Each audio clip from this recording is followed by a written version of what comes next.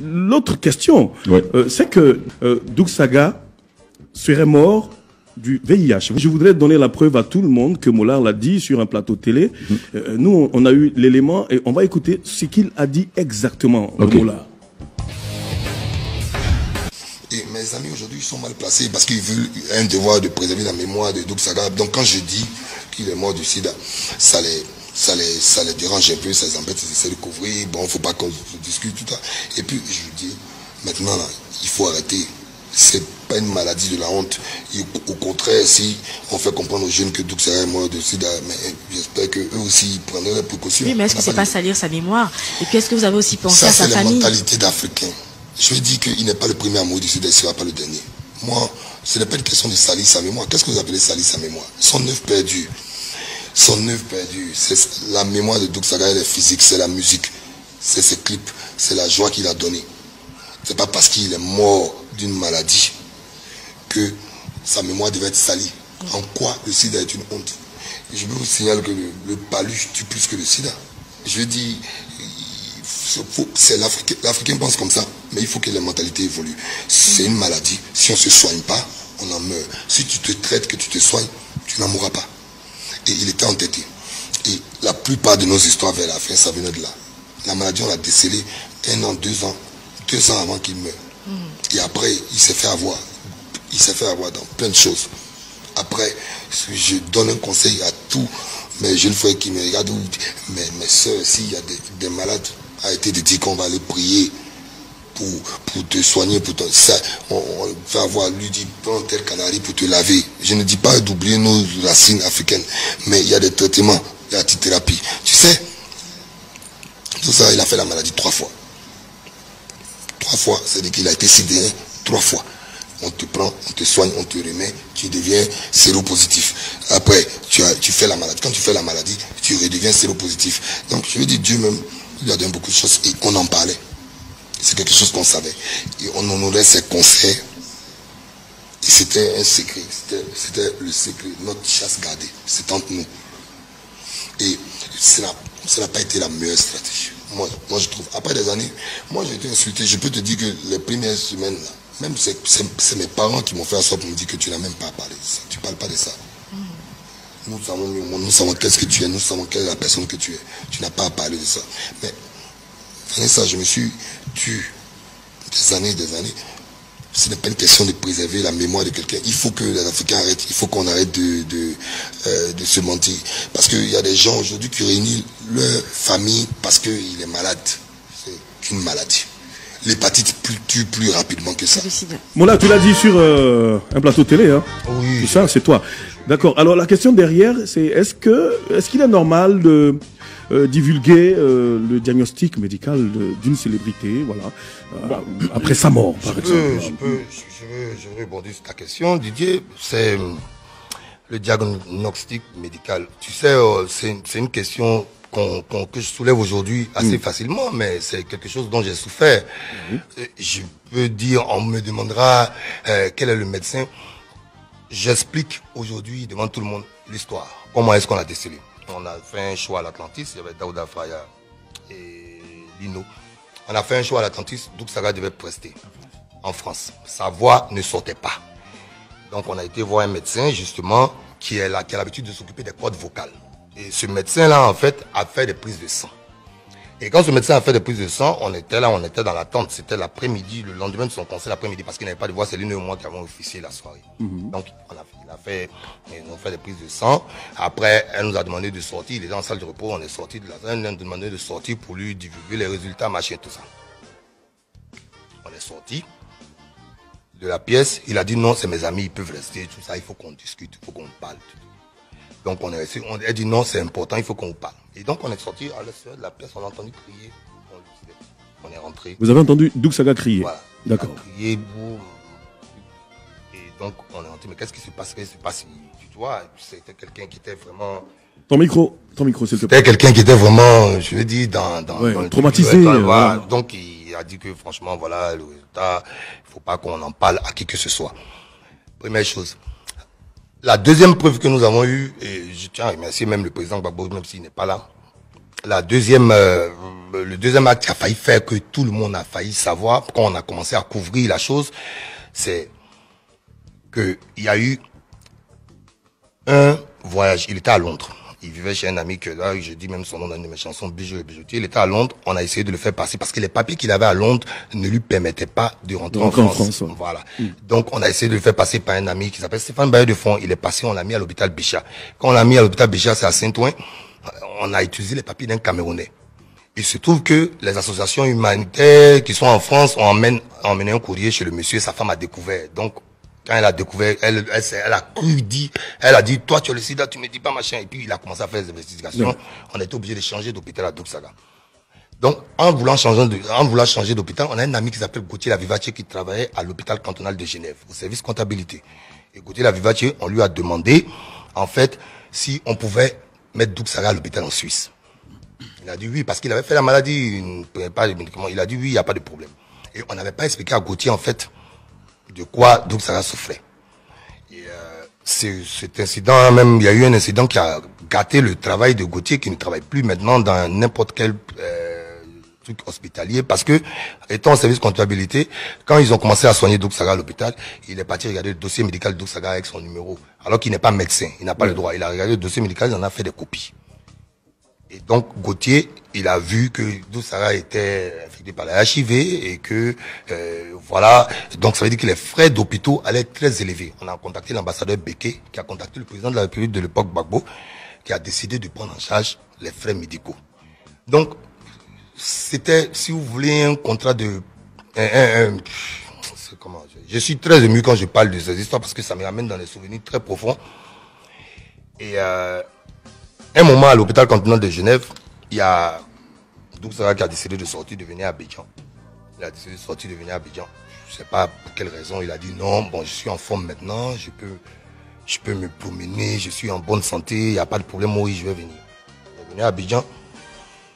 On a tout fait pour ne pas qu'il vienne, d'où des dissensions entre moi et certaines personnes.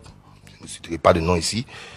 Il est rentré, sachant que il n'avait pas vraiment des structures adaptées et qu'il n'allait pas prendre ses médicaments parce qu'on le connaît, c'est un têtu, c'est quelqu'un qui est entêté. Quand il est en forme, parce qu'il a fait la maladie une fois, deux fois, quand il se remet d'aplomb, il jette les médicaments, il les prend pas. Et donc, nous, on avait peur pour lui, et non seulement pour la honte que ça pouvait représenter, parce qu'à l'époque, on réfléchissait en termes de honte aussi. On se disait que c'était une maladie de la honte, oui. D'accord, donc je veux dire, bon, là, on a bien compris. Il a la maladie, il fait la maladie et tout, mais est-ce normal de le dire? Est-ce que tu avais une pression, tu avais des raisons particulières d'évoquer ça sur les médias? En fait, c'est ça la question. Est-ce que c'est normal? Oui, mais moi je trouve que c'est normal. Tu sais, s'il y a quelqu'un qui est bien placé pour évoquer, depuis les premiers jours, tu nous as aidé au funérailles, tu es venu présenter gratuitement, tu as évité même qu'il y ait des conflits entre nous. Gauthier Lavivache, il est venu tout en larmes. Je dis qu'il voulait donner les papiers à la presse. Il y a plein de choses. J'ai été insulté. Oui. Mais j'ai attendu 6 ans. Attends, on m'a traité d'assassin avant. Est-ce pour cela, justement, est-ce pour cela que toi aussi tu as décidé de... Non, mais moi je suis quelqu'un de mature. Je porte l'information parce que, si tu veux, il y a quelque chose qui m'a choqué. Il y a quelque chose, j'ai été en concert au Mali. Et puis, c'était dans le cadre d'une association humanitaire. Et puis j'ai été voir des malades. J'ai été voir des malades du sida. Ils n'ont pas accès à leur famille. Leur famille ne les rejette complètement et totalement. Je me suis dit que, en tant qu'artiste, en tant que porte-voix, il faut que j'en parle. Mais le meilleur exemple pour en parler, c'est Stéphane. Parce que les gens veulent en faire un secret, mais le sida n'est pas une maladie de la honte. Je le dis, je le répète, c'est pas une maladie de la honte. Il y a des maladies qui tuent plus que ça. Et donc, voir des gens malades qui sont rejetés, je te dis, qui n'ont pas d'aliments parce qu'on sait comment ça se passe dans nos... D'accord, Moula, à un moment donné, tu as été accusé et tout a failli même être lynché à Ivosep, tout ça. Mais est-ce que c'est pas ça qui t'a poussé finalement? Non, c'est pas ça. À dire, bon, il faut que je dise la vérité. Enfin, si. Tu sais, je vais t'expliquer. Voilà. Il faut que j'informe tout le monde pour me dédouaner complètement, voilà. Non, pas pour me dédouaner, parce que j'étais même pas en recherche de promo. J'étais pas en recherche de promotion, de communication. Et si je veux revenir sur le lynchage, je vais dire qu'on va rentrer dans des considérations. Je vais rentrer au clash avec certaines personnes parce que c'était pas un lynchage en tant que tel. Parce que quand je suis rentré à Ivosep, on disait Moula président. Il y a une bande qui a commencé à me traiter d'assassin à la République. l'époque, c'est la même bande qui est venue. J'appelle, je prends ici à témoin M. John Chen Sombo. On les a tous retrouvés et on nous a dit ils nous ont dit clairement qui les a envoyés. C'est qui? Et non, je ne suis pas là pour citer. C'est passé. Je suis désolé. Quand tu es venu à cette émission, tu as dit que tu n'as pas la langue. Oui, mais je veux dire, je passe sur certaines choses. Vous pouvez demander à John Chan, il vous dira. Et même juste après cet événement, c'est le seul qui m'a tenu une caméra, comme il y avait son émission Tonnerre, qui a tenu la caméra, qui a dit que bon, on va te dédouaner devant le public. Et je me souviens aussi que ce qui a contribué à cela, parce que c'est ça le mouvement de foule, il faut faire attention. Ce qui a contribué à cela, c'est un article de Star Magazine aussi, hein, qui ont titré à la une de leur journal que Moula complote pour tuer Doug Saga. J'ouvre le journal, je regarde à l'intérieur, il y a un manager qui s'assoit, qui dit que non, on a des vidéos, on a des preuves, Moula complote pour tuer Doug Saga. Ils ont titré ça sur le journal. Mais donc c'est facile après de venir sur ça. D'où le problème quand je suis venu, j'ai dit, tu es mon frère, mais votre journal, je ne veux pas, je suis où, parce que c'est des choses qui m'ont choqué. Même si après, je reconnais que Top Visage, Star Magazine a récupéré mes courriers, mes correspondances avec Doug Saga, je ne sais pas, par l'oncle de Doug Saga pour les transmettre. Donc, je veux dire, Didier, oui. Il y a plein de choses qui sont arrivées. Quelqu'un est décédé, il est décédé.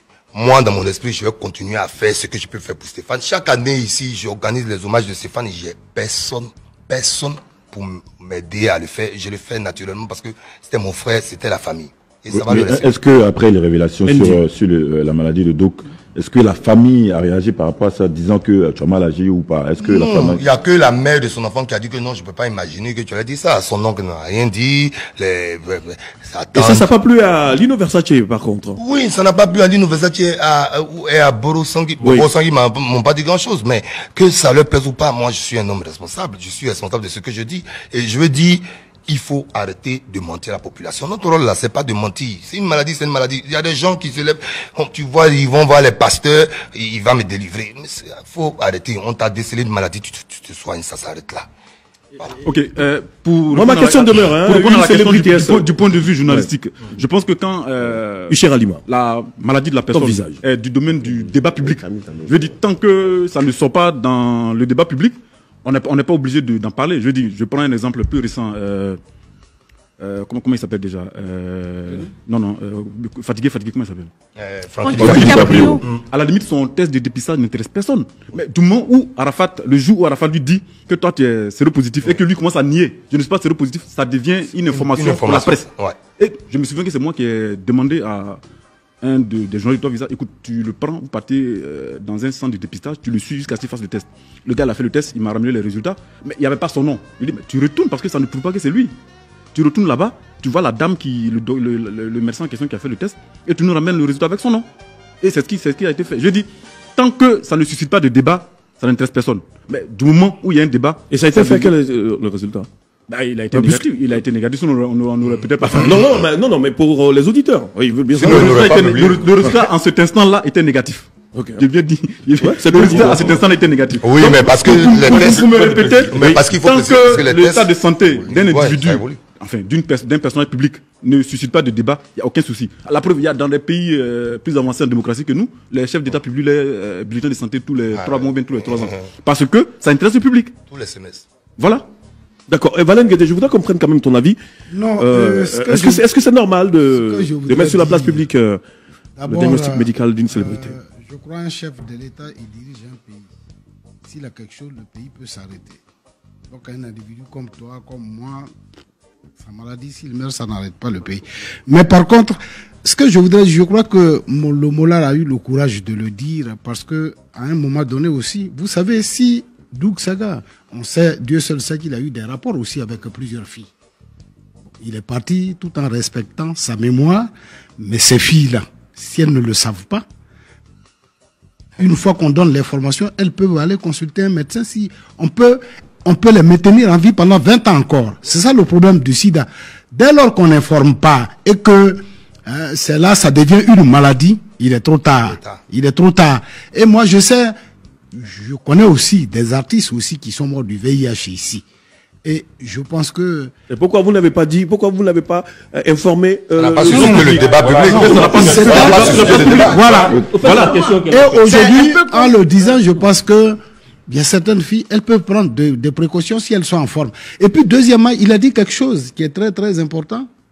Et paix à l'âme d'une de mes belles-sœurs, on est en train de l'inhumer actuellement. Juste ce matin à Ivossé, paix à son âme. Mais elle était malade il y a quelques jours de cela. Et il y a un pasteur qui est venu à la maison. Elle était à l'hôpital, le pasteur est allé la chercher à l'hôpital. Alors on va prier sur toi. Et ils étaient en train de prier et la fille est morte. Et il y a des choses comme ça, de la maladie comme le VIH-Sida ou autre, on ne prie pas. Est-ce que tu trouves normal, finalement, qu'est-ce que je retiens? Tu trouves normal? Écoutez, aujourd'hui, il y a des personnes que moi je connais, le nom de Chantal Taïba, que je connais très bien, revient de manière récurrente. Je n'affirme pas. Je n'affirme pas. Et d'autres personnes, si tel a été le cas, elle peut prendre des dispositions. L'information que tu personnes donnes, ouais. avec lesquelles je savais avec qui il avait une relation, elles ont toutes été informées bien avant qu'il décède. Celle que je connaissais. Ça, je peux... Tu l'as fait comment? J'ai prévenu par téléphone, je ne suis pas allé voir tout le monde. J'ai dit que, va faire ton test. Parce que, voilà, on vient de déceler quelque chose. Et puis, de toute façon, on a envie. Je prends des exemples. Moi, mon exemple le plus simple, je prends l'exemple de Magic Johnson. Et puis, je prends l'exemple d'un autre blanc. Hein, tu vois sur Internet que, juste à cause d'une greffe, il n'a plus le sida. Il n'est plus séropositif parce qu'il y a une différence. Je vous dis, Stéphane, vous voyez ça traîner en longueur, tout simplement. Mais parce que être séropositif et être sidien, c'est pas pareil. Il a fait la maladie 3 fois.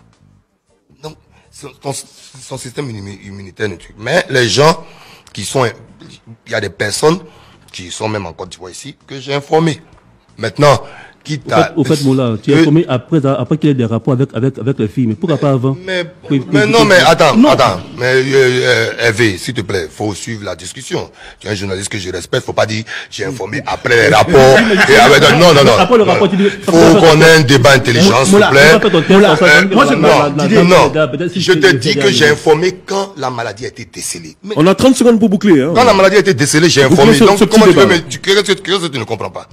On va boucler en disant que, dames et messieurs, ne fuyez pas vos parents qui ont des maladies. Il faut rester auprès d'eux. Et puis le sida, c'est pas une maladie de la honte. C'est rien du tout. Ebola tue plus rapidement que ça. D'accord, merci beaucoup. Carrefour Weekend. Samedi, 9h-11h.